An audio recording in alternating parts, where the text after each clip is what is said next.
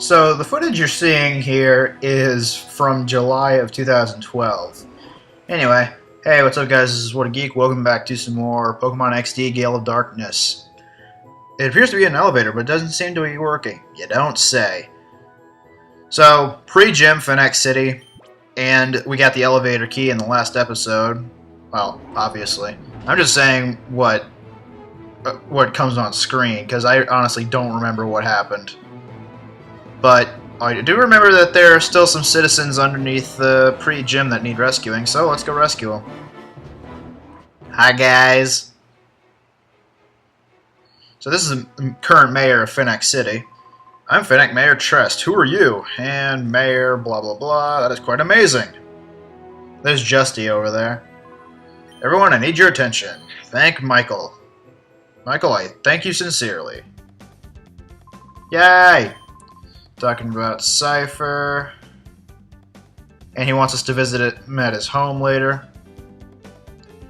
And Justy comes to talk to us. Michael, right?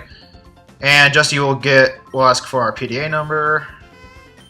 And now he's going to be talking about a new location out in the desert. This is the, well, if you remember from earlier on in the game, you might have an idea as to what this might be. Let's just say Shadow Lugia had something to do with it. Down below pre-gym, you can come down here for some battle CDs. There's 35 right there. And okay, this guy's coming to talk to us. Oh, he thought his Trapinch came back. I think there's another one down here somewhere, if I'm remembering right. Past me, we'll probably go and find it if so, but I do like this area though. It's very reminiscent of Pokemon Stadium, and I guess in my mind it was also really reminiscent of the Pokemon trading card game for Game Boy. There's a lot of games in the same sentence, where each gym, well, quote-unquote gym, was based on a specific type. Oh, that's the herbalist, I believe, from Agate Village. Oh no, she's the daycare lady. And the girl with her is her granddaughter. Anyway, I don't think I'm gonna go back to the mayor's house. No, I'm not going back to the mayor's house. I think I'm going to check out the mysterious place in the desert. Now, if you don't remember what happened at the beginning of the game, and if my hint wasn't enough for you, we'll find out in just a second. And as we get to... Oh no, what is this? The scooter's tires are bogged down. It's impossible to go any further. So we have to go back to Phoenix. This woman comes up to us. Try going to the northern desert. Very deep. Ordinary scooter can't make it across land. What? Email. Michael had been located... Went missing with the SS Libra. Yes, that place we're trying to go to was the SS Libra, and because the northern desert has too thick of sands, we can't go there with our current equipment. So we're going to have to upgrade our scooter somehow to, you know, go there. But for now, I think it was Pear or Net who wanted to talk to us. So let's go over to, you know, where they are. I miss that song. Probably gonna get to recording more of this with live commentary soon, hopefully. I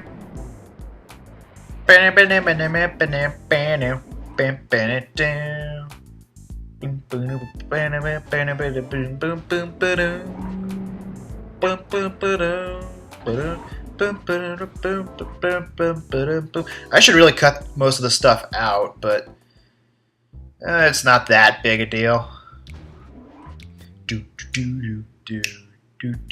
Oh. Hey, Bit.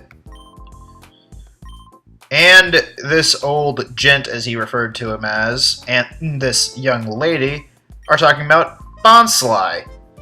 Bonsly being a Generation 4 Pokemon in a Generation 3 game.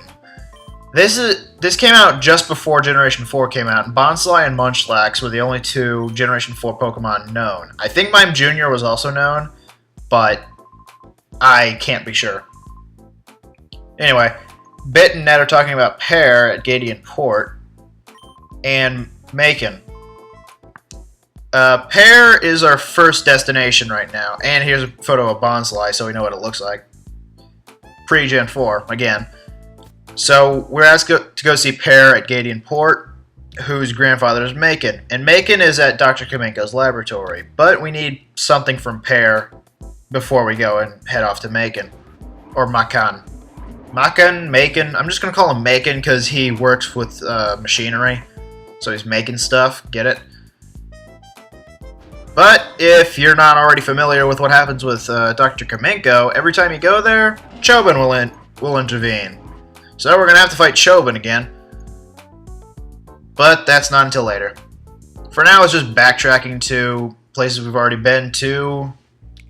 You know, just to help the people. Yeah. Anyway, SS Libra is, according to Bit and Net, is apparently Cypher's new hideout. So, lots of Cypher activity going on at the quote-unquote sunken ship. The Desert Titanic, I'm gonna call it. And as we come up here, there'll be a cutscene for us, I believe. No, that's a little later, I'm thinking of. Anyway, Part Shop, where we first evolved our Eevee. Yo, Michael. Alright, so we need to cross the desert, and Grandpa's the only one. Oh, newscast. This is Sek. And he's talking about us versus Cypher during Finac scandal. Entire Ore region. I always call it Ore, even though I know as of recent that it's Ore. I want to keep calling it Ore because it's funnier that way. Okay, so yep, we learned that Macon is at Dr. Kamenko's lab, so we gotta head there. Now I think is the cutscene when we come past that house. There they are. Varric and I forget the names. Eldos and something? Oh my. Love the dude's earlobes. Anyway. You might think that's not very important. I'm just gonna leave it at that. Okay. So, heading off to Kamenko's lab. Brum brum brum brum.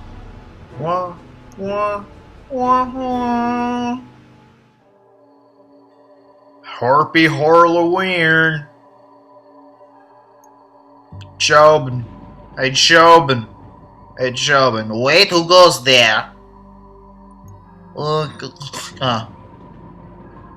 You must be yet another burglar. Why are there so many burglars? Chobin am I. Chobin is still the only assistant. But Chobin is to stop these people punching things. So, Chobin rematch. He has a Sunkern and a goddamn Gyarados. That's a pretty interesting team combination. We'll just send out Aron and Amph. I don't know if I intended to have Aron. I don't remember.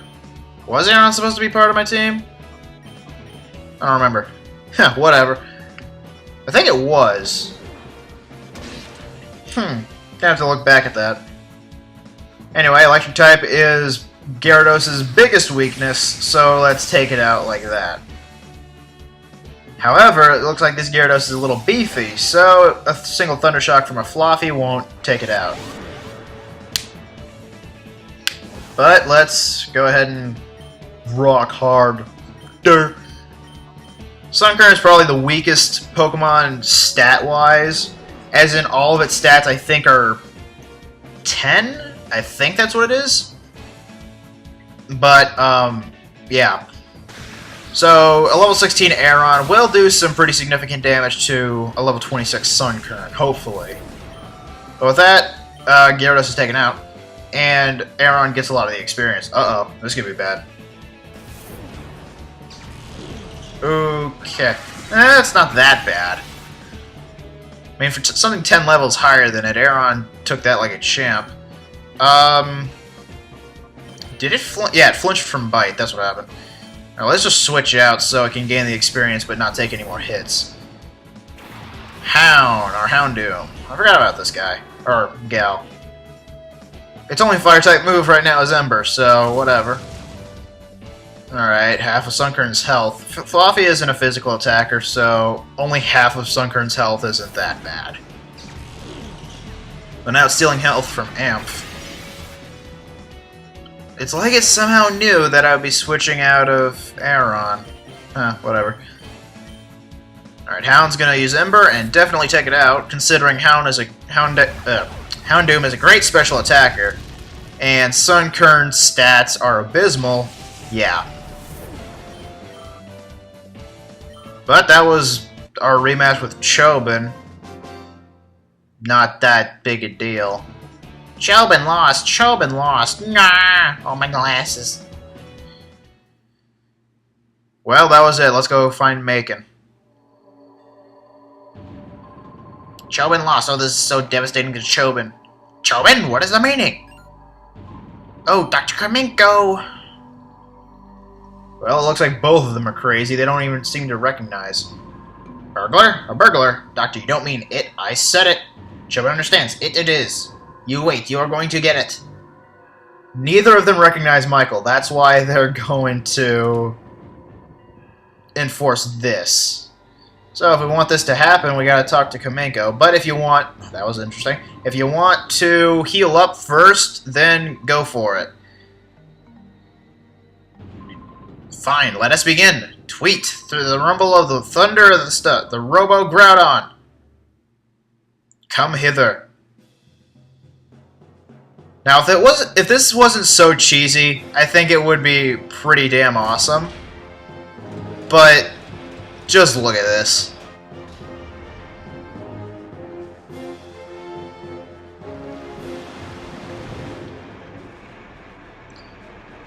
Thunderbirds. That's all I can think of whenever I see this scene. Yep, it's Chobin in a giant... Well, not a giant. In a robo suit. Robo-Groudon, go! Oh, this is who you battled. You've been warned. So we have a mini-boss fight against Robo-Groudon Chobin. What's the difference between this Chobin and the previous Chobin? Let's just say he has a bigger emphasis on sunlight. Between that fight and this fight, his Sunkern has just evolved into a Sunflora. And he still has the Gyarados, and I believe he has 2 extra Pokemon as well. I'll see in a second if I'm wrong. Yes, he does. I think it's a Tropius and something else. I don't remember right at the top of my head. But let's get rid of Gyarados right off the bat with Thundershock. And send out Hound to take care of Sunflora before Gyarados does any major damage. Fortunately, Gyarados isn't much of a special attacker as compared to his physical attack.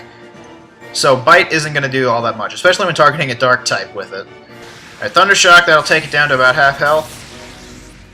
A little more than that. Now, Sunflora is very slow, but with Sunny Day, it can have one of 2 abilities, I think, in 4th gen and onward. But in this game, I think it only has Chlorophyll, which makes its speed boosted in sunlight. It also increases the power of Fire-type moves, which is bad for Sunflora, and it lets Solar Beam, the move Solar Beam, which is normally a move that takes a turn to charge up, it lets it fire off automatically.